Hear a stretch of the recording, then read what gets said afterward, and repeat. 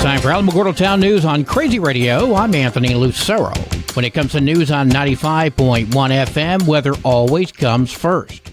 Upper level energy ahead of a front will produce light lake effect snow over parts of the upper Great Lakes. Tomorrow, the lake effect snow expands into the Great Lakes area and the lower Great Lakes. Upslope snow will develop over parts of the central Appalachians tomorrow as well.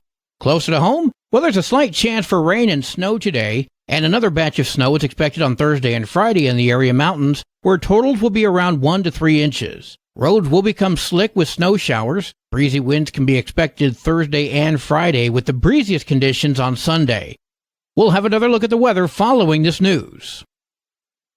Due to the City of Alamogordo offices and services being closed yesterday, Southwest disposal routes were affected by the holiday. Yesterday's routes will be serviced today. Today's routes will be serviced tomorrow.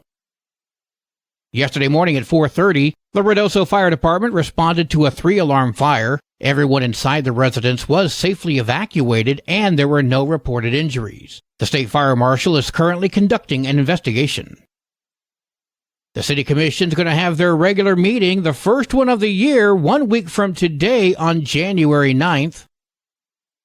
You can get rid of your Christmas tree beginning today and help make Alamogordo beautiful in the process. Kirk DeSoto reports. The City of Alamogordo reminds all that instead of tossing your Christmas tree to the curb, you can instead give it a second life and help keep Alamogordo beautiful by recycling your tree. This keeps your tree out of landfills and transforms it into fresh mulch for our parks and gardens. It's easy to do. Just strip it bare and then give the tree a good shake to loosen any lingering needles. Blocked trees and trees with artificial snow cannot be recycled. Drop the tree off behind the Sergeant Willie Estrada Memorial Civic Center or the Alamo Senior Center parking lot. Collection runs from January 2nd to January 28th. For Alamogordo Town News on Crazy Radio, I'm Kirk DeSoto. A local cemetery needs some TLC and volunteers are needed. Dee Samuels explains how you can help. Keep Alamogordo Beautiful seeks volunteers for the Monte Vista Cemetery cleanup. The cemetery needs weeds and debris removed, as well as other care, in order to restore dignity to the resting place of loved ones who have passed. Please bring gloves, water bottle, and sunscreen. Everything else will be provided. It's happening on Saturday, January 20th from 9 a.m. until noon at the Monte Vista Cemetery, 1590 East 1st. Please contact Keep Alamogordo Beautiful at 575-439-4250 for more information. For Alamogordo Town News on Crazy Radio, I'm Dee Samuels. Alamogordo Public Schools presents the Blue Ribbon Committee. More now from Sarah Morrow. If you're passionate about supporting student athletes and performers while envisioning ambitious opportunities, the Alamogordo Public Schools Athletic Department is seeking community members to join the Blue Ribbon Committee. This committee aims to assess the requirements and potential for enhanced sports facilities, a performing arts center, and a natatorium. Click the link on the Alamogordo Public Schools Facebook page to register or for more information. For Alamogordo Town News on Crazy Radio, I'm Sarah Morrow. The Otero Arts Reading Series brings Eve West Bessier. That's on January 19th from 6 until 8. The event is free to the public at the Art Space. That's at 1118 Indiana Avenue. Check out oteroarts.org for details.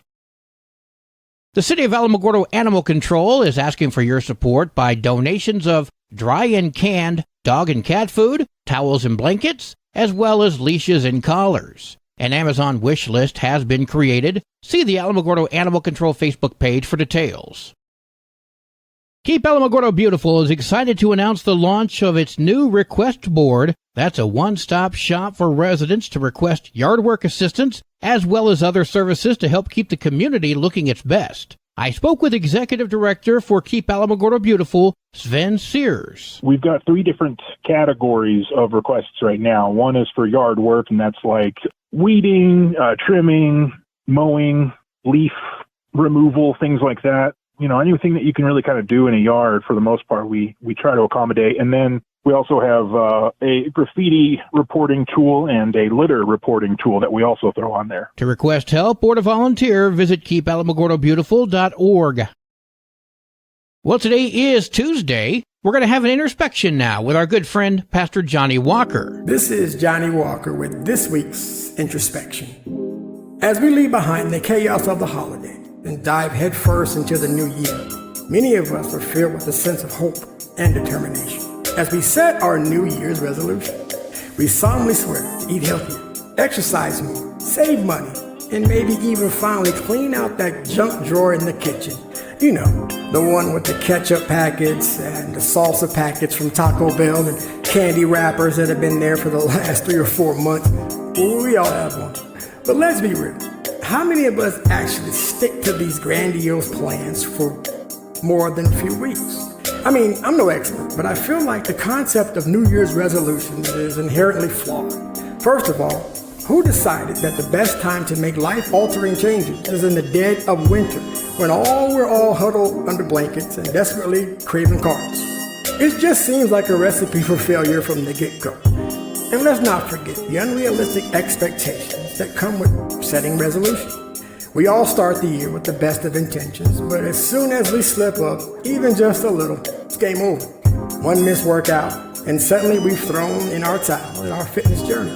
A single indulgent dessert and we're convinced we're a lost cause on the healthy eating front. It's like we put so much pressure on ourselves to be perfect that we set ourselves up for failure. But hey, I guess there's some science behind it all. Apparently, setting resolutions can help us form good habits if we manage to stick to them for a long enough time. But I'm sure the researchers that come up with this stuff probably stopped keeping up with this stuff a long time ago. I'm pretty sure anything sounds like a good idea if you say it in a fancy enough way. So as we venture into another year, filled with promise of change, let's maybe cut ourselves a little slack. Sure, setting goals and striving to be better versions of ourselves is important, but let's not put all our eggs in the New Year's resolution basket. Maybe we can make smaller, more achievable goals throughout the year and give ourselves the grace and flexibility to adapt as needed. After all, life is unpredictable and messy, and sometimes our best laid plans go awry. And that's okay. We'll get back up, dust ourselves off, and keep on trucking, because in the end, it's not the resolutions set that define us, but the way we handle the curveballs life throws our way. And hey, if all else fails, there's always next year, right? This is Johnny Walker with this week's introspection. I'll see you next week on Crazy Radio. News from around the state in just a moment. This is Alamogordo Town News on Crazy Radio. I'm Anthony Lucero. AlamogordoTownNews.com is a locally owned website featuring local news matters from a local perspective that affects you, and we bring it to you directly. Plus, local sports, cultural arts, and events. Online, AlamogordoTownNews.com. Owned and operated by Second Life Media. We are Otero County. Directory Plus is the right size book. It's the book if you need a full book. That's what just one person has to say about Directory Plus. With its red cover, features, colorful yellow pages, and lots more, it's no wonder people all over use Directory Plus. It has so much more information. You can cross-check phone numbers or addresses or pretty much anything. Look on the plus side, Directory Plus. I'm a big fan of Directory Plus. New Mexico State Police Officer Luis Mendez, 35 of Albuquerque, has been accused of a physical altercation at his home. A female household member contacted the police and told Albuquerque PD that Mendez struck her in the face with a closed fist. The victim also showed police multiple videos and photos of bruises and scratches allegedly also caused by Mendez. The Albuquerque Police Department responded but could not locate Mendez. However, sergeants with the New Mexico State Police did manage to get a hold of him. Mendez has been charged with battery and will appear in court on January 11th. The state of New Mexico presents the gun buyback event happening on January 6th from 8 until 2 in Albuquerque, Espanola, Las Cruces, and Farmington. You know, folks, there are over 80,000 registered firearms in the state. That's one gun for every 25 people. And that does not count the immense number of illegal weapons, of course. These events collect a few hundred guns at best, statewide, and they're from law-abiding citizens. So they do nothing to curb violence or crimes. Don't believe me? Here's Mark Anderson, a professor of economics at Montana State University. He helped prepare a study by the National Bureau of Economic Research. We tried to collect data on as many gun buyback programs as we could identify in cities that also have firearm-related crime data available. So it was the largest scale analysis of gun buyback programs in the United States. He says the research found no evidence that gun buyback programs reduce gun crime. I think about the opportunity cost of the resources that are used to implement them. Could they be used elsewhere more effectively? And I think the answer to that is probably yes. So I think about it as not all or nothing type thing. I think about it as more of a, well, maybe we should pivot and do something else. Well, and I can hear the skeptics. That was Montana. What about Miranda Viscoli of New Mexicans to Prevent Gun Violence? What does she say about it? Everybody says this isn't going to stop a criminal. No criminal is stupid enough to go and use a gun in a crime and say, hey, I want a target card. A target card that's not even worth the gun that they're handing in. So these experts agree that gun buybacks are not effective towards reducing crime. So why are we doing these then? Because the governor said so. Let me just state unequivocally, the public health order has been in effect 3 months and it's working. But is it though? The 2024 legislative session begins at noon on January 16th and ends on February 15th at noon. While the 30-day session is mainly aimed toward budgetary purposes, during a public health order update at the Roundhouse, Governor Michelle Lujan Grisham shared her plans as to addressing gun violence at this year's session. Expect to see assault weapons, a ban on my call. Okay, be honest. Is anybody really shocked? Sometimes it's best to do something versus nothing, but it's never right to do the wrong thing.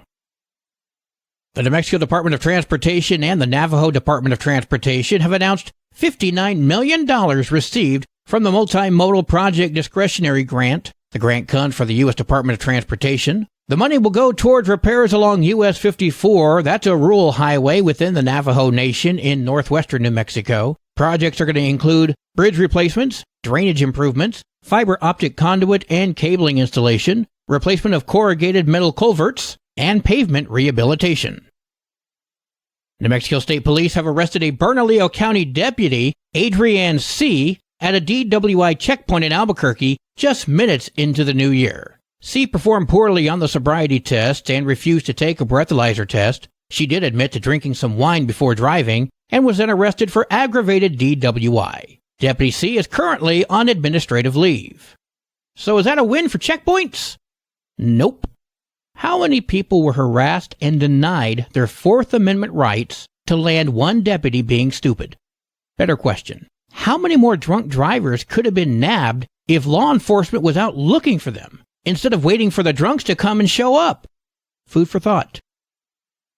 Sports and weather are next. This is Alamogordo Town News on Crazy Radio. I'm Anthony Lucero. They are role models and educators. Their work requires a great deal of time and energy for very little pay.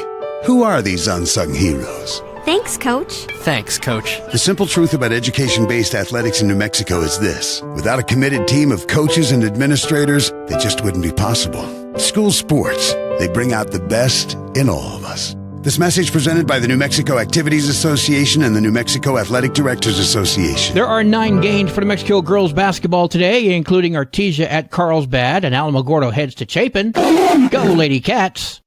There are 11 games for New Mexico varsity basketball today, including Artesia at Carlsbad and Alamogordo at Chapin. Go Tigers! Your Crazy Radio spot on weather forecast for the Tularosa Basin today calls for partly sunny skies with a 20% chance of rain and snow showers. Mostly clear skies tonight, sunny tomorrow. Your high today in the basin 52, low tonight of 30, high tomorrow 54 degrees. In Cloudcroft, partly sunny skies with a 30% chance for snow. New snow accumulation less than a ½ inch expected. Mostly clear skies tonight, sunny tomorrow. Your high today in Cloudcroft 35, wind chills are going to make it feel like it's 20. Low tonight of 19, high tomorrow 37, wind chills going to make it feel like it's 18 degrees. Don't forget about your pets, pipes, and plants. Local breaking news can be found on our website, alamogordotownnews.com. And learn more about Crazy Radio by visiting kalhradio.org. Also, check out the Crazy KALH Radio YouTube channel. That's where we post our daily newscasts, complete interviews, and other information which concerns everyone in the Tularosa Basin. Be sure to give this video a like and subscribe to our channel if you've not done so already. That way you too can remain informed of the goings-on in the Tularosa Basin. Well, that concludes today's edition of Alamogordo Town News on Crazy Radio. I'm Anthony Lucero.